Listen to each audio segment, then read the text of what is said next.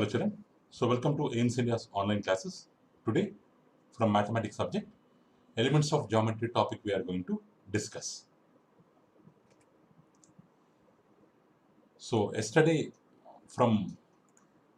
in our yesterday's class from Euclid's elements from book 1. So whatever 23 definitions he has proposed regarding that definitions we have learnt. So starting with his definitions, Euclid also assumed certain properties which were not to be proved, means no need to prove them. He proposed certain properties or he assumed certain properties which were not to be proved. So they are called as axioms or common notions. Common notions, sometimes used with the meaning postulates. Common notions or axioms. So no need to prove them, just they are assumptions. So these assumptions are actually obvious universal truths, like sun rises in the east. It's always a truth. It's a universal truth. It's a universal truth. No need to prove it again. Like that, these axioms also obvious universal truths. He divided them into two types. One is postulates, another one is common notions or axioms. So he used the term postulate for the assumptions that were specific to geometry. If the universal truths, if they were related to geometry, then he named them as postulates. Means universal truths particularly relating to the geometry topic. So common notions, often called axioms, on the other hand, were assumptions used throughout mathematics and not specially linked to geometry. So axioms means they are the universal truths. Axioms means they are the universal truth related to entire math topics, not not particular about geometry. But whereas postulates, Postulates, postulates means universal truths particularly dealing about geometry. Okay. So Euclid proposed certain properties or assumed certain properties. There is no need to prove them. So they are considered as universal truths. If they are related only to geometry, he named them as postulates. If they are related to any mathematical topic along with geometry, he named them as axioms or common notions. In today's video, we are going to learn about these axioms and postulates. So here axioms and postulates are nothing but universal truths. Suppose 2 plus 3 equal to 5. It's always true. No need to prove it again. So common notions are axioms. So let's see the first axiom. Things which equal the same thing are also equal to one another.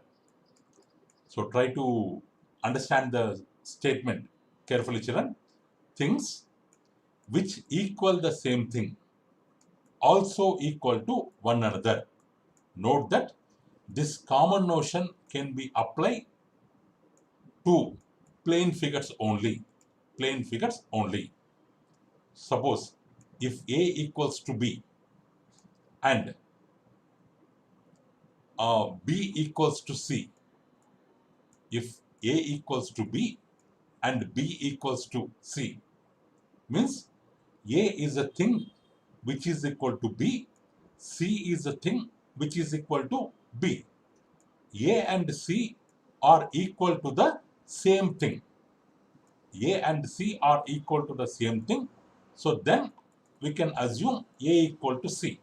No need to prove it again. Because A is equal to B, B is equal to C, as B is same thing. So then these two different things also, as they are related to the same thing, these two different things also can be equal. This is the meaning of first axiom, Euclid's first axiom. If A equals to B, B equals to C, then A equals to C. For that, no need of any proof. Directly, we can write A equal to C. A equal to C. That is first axiom. Next, second axiom. If equals are added to equals, then the wholes are equal. Then the wholes are equal. Note that magnitude of only same kind can be added. Means same kind of values can be added. So if equals are added to equals, then wholes are equal. What does it mean, children? If A equals to B, C equals to D. If A equals to B, C equals to D. If equals are added, means A plus C, B plus D. If equals, this is one equality, this is second equality. If we add equals, left hand side we are getting A plus C, right hand side we are getting B plus D. These two also equal.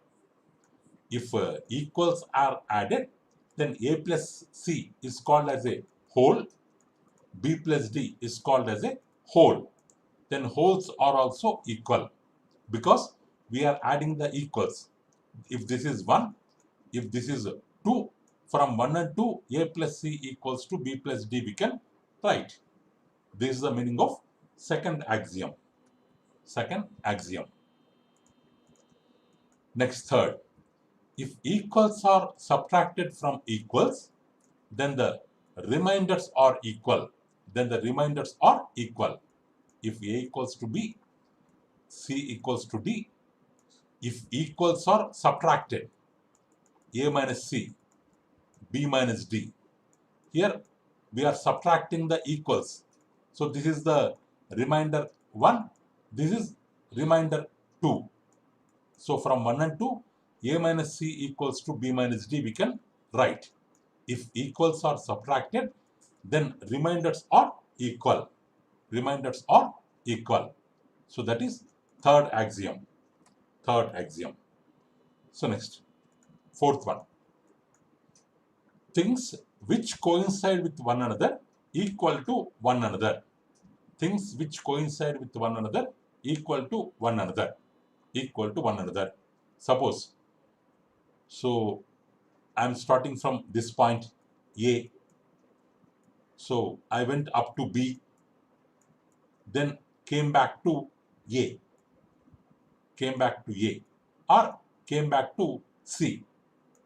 But the C point, as I am coming back to A, this C point is coinciding with A. So we can write A equal to C. A equal to the point A and C are same. Means things which coincide with one another are equal to one another. Why A and C are equal here? Because they are coinciding with one another. So that's why they are equal. That's why they are equal. Next. Fifth axiom, children.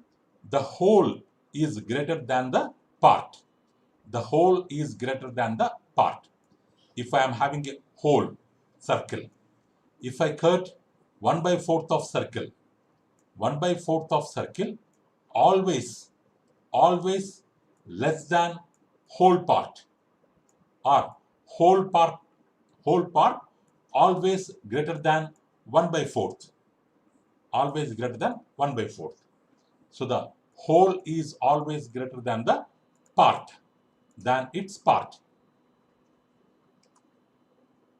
That is fifth axiom, children.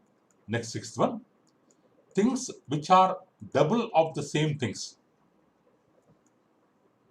are equal to one another.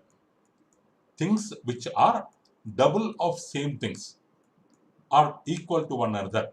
Suppose A equal to, A is a thing which is double of another thing, 2B. or C equals to double of another thing, but same thing. Two things are double of same things. A equals to 2B, C equal to 2B. So then what we can write from 1 and 2? A equal to C we can write. As they are equal to double of same thing, these two things also will become equal. A equal to C we can write. Or if they are triple of same thing, then also A equal to C we can write. That is sixth postulate. Next, seventh. Things which are halves of the same things are equal to one another. Things which are halves of the same thing are equal to one another. So things which are half of the same thing, A equal to half B, C equal to half B, means both are half of the same thing. So then also we can write A equal to C. A equal to C. So in this way, Euclid has assumed some properties which are called common notions or axioms. No need to prove them true. They are just assumptions. They can be applicable for the entire mathematics. So like this, he proposed 7 axioms. 7 axioms. Okay, children. So next. So he proposed some postulates also. So what are postulates, children? Postulates means they are also statements. No need to prove them true, but they are purely related to geometry. Postulates are purely related to geometry. They are the universal truths or self-proven statements. They are self-proven, means they are proved by themselves. Self-proven statements relating to geometry, they are called as postulates. So Euclid has proposed 5 postulates. 5 postulates. So in that first postulate, a straight line may be drawn from any one point to any other point. The first postulate says that for a given any 2 points such as A and B, there is a unique line AB whose endpoints are A and B. Means, so if we have a point A, if we have a point B, joining that A and B, we can draw only one unique line, unique straight line. We can draw only one unique straight line whose endpoints are A and B. Whose endpoints are A and B. Here they are mentioning unique line. We cannot draw infinite number of lines. Through one point, through A point, we can draw infinite number of lines through one point. Through B point, we can draw infinite number of lines. But joining A and B, we can draw only one line. So that's why we are telling unique line. We can draw only unique line between A and B, whose endpoints are A and B. That is postulate 1. So next, postulate 2. A terminated line can be produced indefinitely. Euclid's terminated line is now called line segment. So according to the present day terms, the second postulate say that a line segment can be extended on either side to form a line. So actually, Euclid, suppose if you have AB, point B, AB of length 5 centimeter. This is AB line segment. At present days, we are calling it as a line segment, but Euclid called it as a terminated line. Why means its length is fixed. Its length is fixed and its endpoints are fixed. That's why he called it as a terminated line. But now we are calling it as a line segment. He told that terminated line can be produced indefinitely on this side, on right side, and on left side, which is called as a line. which is called as a line. So according to him, terminated line can be extended indefinitely on both sides of endpoints to form a line. That is postulate 2. Next one, third postulate. A circle can be drawn with any center and radius. A circle can be drawn with any center, any radius. If I take center like this, center here, if I take this radius, with this radius, we can draw a circle.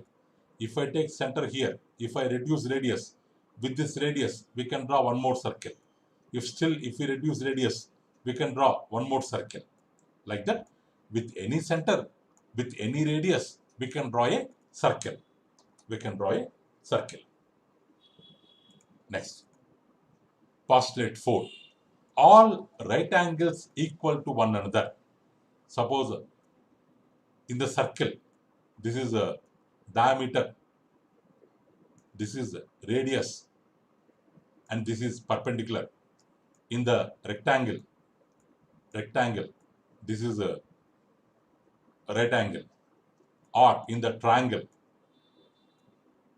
this is a right angle. Means a right angle, whether it may be present in the interior part of circle, or in the interior part of rectangle, or in the interior part of triangle, no matter wherever it is. But if it is a right angle, all right angles are equal to one another. If it is 1, if it is 2, if it is 3, because all are right angles, angle 1 equals to angle 2 equals to angle 3, 3 of them indirectly equals to 90 degrees. Like that. All right angles are equal. Next, postulate 5.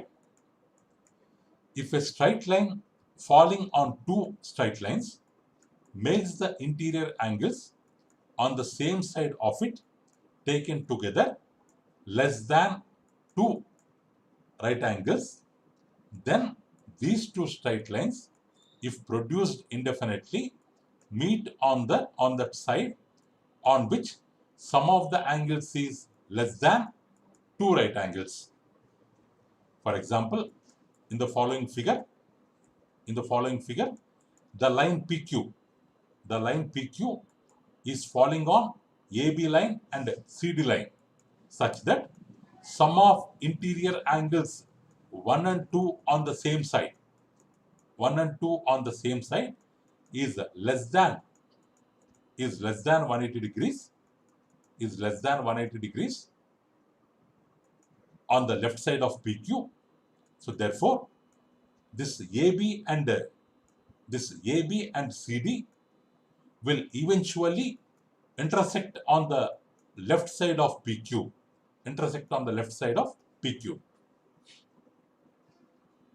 Means if we extend them, they will intersect on the left side of PQ. So if we have a line AB here, we have a line CD here, one more line PQ we have drawn. After drawing this line PQ, we got two angles here, angle 1 and angle 2. If the sum of angle 1 and 2 is less than 2 right angles, means 2 into 90 degrees, means angle 1 plus angle 2 is less than 180 degrees. So then, as we have taken interior angles on the left side of PQ, so this AB, if it is extended leftwards, CD, if it is extended leftwards, there is a chance of intersection of this AB line and CD line, because angle 1 and 2 sum is less than 180. Or if the sum is 180, if these two are the lines,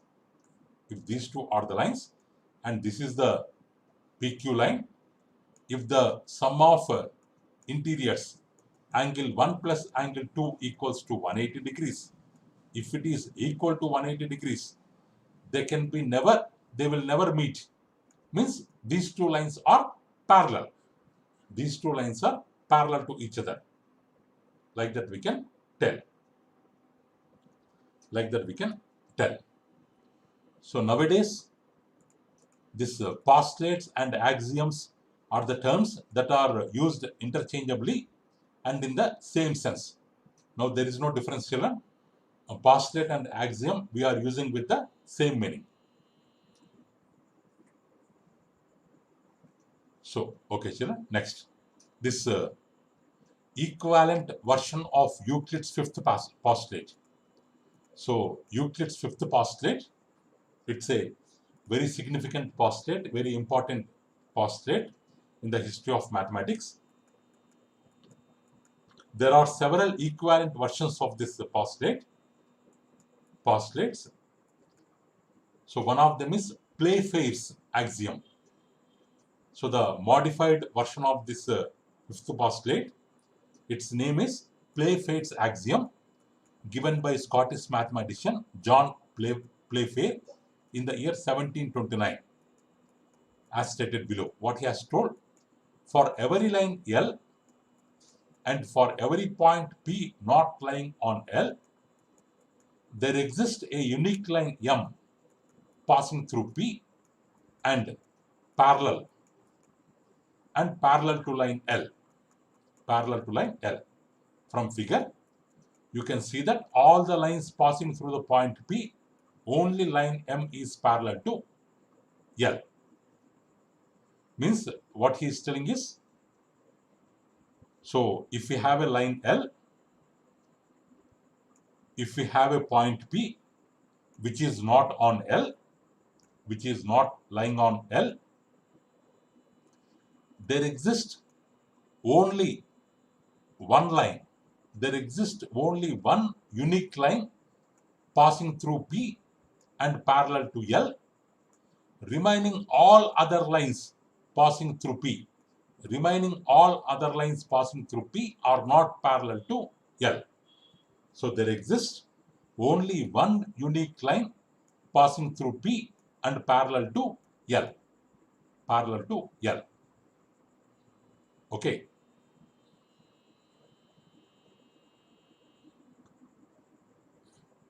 Okay. So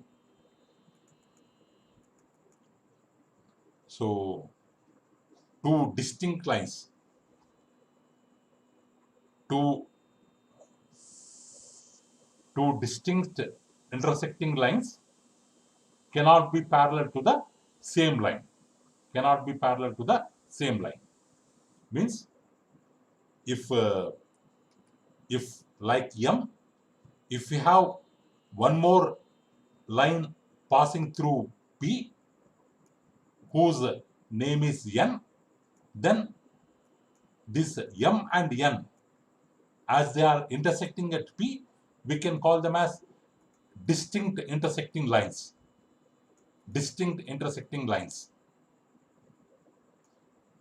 Both M parallel to L and N parallel to L does not happen. Why? Means this M and N are two distinct intersecting lines. Out of two, only one, either M is parallel to L or N is parallel to L. Any one can happen, but both cannot be parallel to the same line as they are intersecting. Okay, that is the equivalent version of Euclid's fifth postulate. It is called as Playfair's axiom, named on behalf of John Playfair.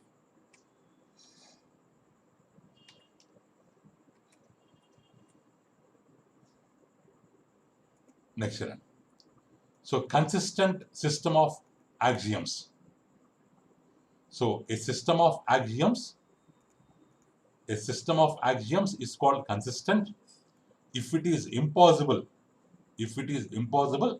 to deduce from these axioms a statement that contradicts any axiom or previously proved statement.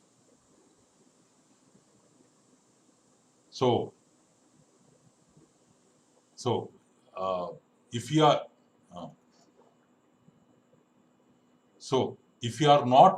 if it is impossible to deduce a statement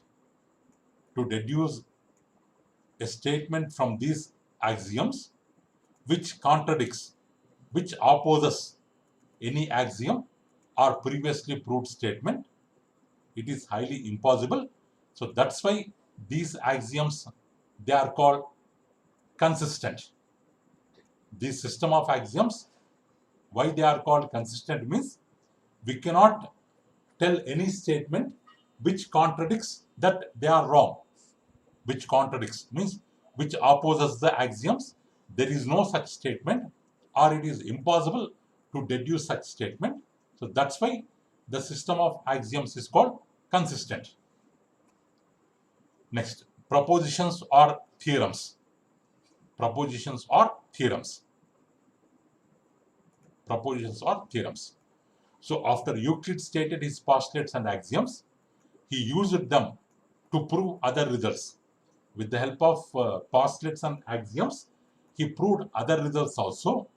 Then using these results, he proved some more results by applying deductive reasoning. The statements that were proved are called propositions or theorems. Propositions or theorems. So Euclid deduced 465 propositions in a logical chain using his axioms, postulates, definitions, and theorems proved earlier in the chain. So now we prove a theorem which is frequently used in different results. So actually, Euclid, what he has done means, after proposing these postulates and axioms, with the help of these, he proved some results. And with the help of results, he proved some more results by applying deductive reasoning. So these statements that were proved means they have a particular logical proof. Axiom means no need of proof. They are truths, universal truths. But these results are proved and they have a logical proof. And these statements he called them as propositions or theorems. Propositions or theorems, which can be proved by others. So in such way, he proposed 465 propositions in a logical chain using axioms, postulates, definitions, and theorems proved earlier in the same chain. So theorem means two distinct lines cannot have more than one point in common. Two distinct lines can have only one point in common, cannot have 2 points in common. It's a theorem which can be proved by using logic or by using some techniques. So it is called as a theorem. It is called as a theorem. So for the theorem, let's see the proof of the theorem. So for the time being, let us suppose that two lines intersect in two distinct points, say P and Q. So you have two lines passing through two distinct points P and Q. But this assumption clashes with the axiom that only one line can pass through two distinct points. So our assumption that we started with is wrong. So therefore, two distinct lines cannot have more than one point in common. Suppose. So now what is the theorem now? Two distinct lines cannot have more than one point in common.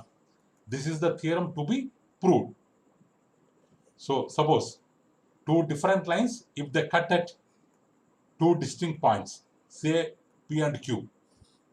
P and Q. Suppose two distinct lines cut at two different points P and Q. But according to axioms, what we have learned, through different points we can draw only one line. We can never draw two lines with two different points. So two lines cutting at 2 points, whatever our assumption we have made, it is wrong, because it is not mentioned in the axioms. So they never cut at 2 points. So what is right? They intersect only at 1 point. So that is right. So that is called contradiction method. Means first we will assume opposite to the proof, then we will come to the final conclusion. Like that, we can have proof for theorems. So, non-Euclidean geometry. Non-Euclidean geometry.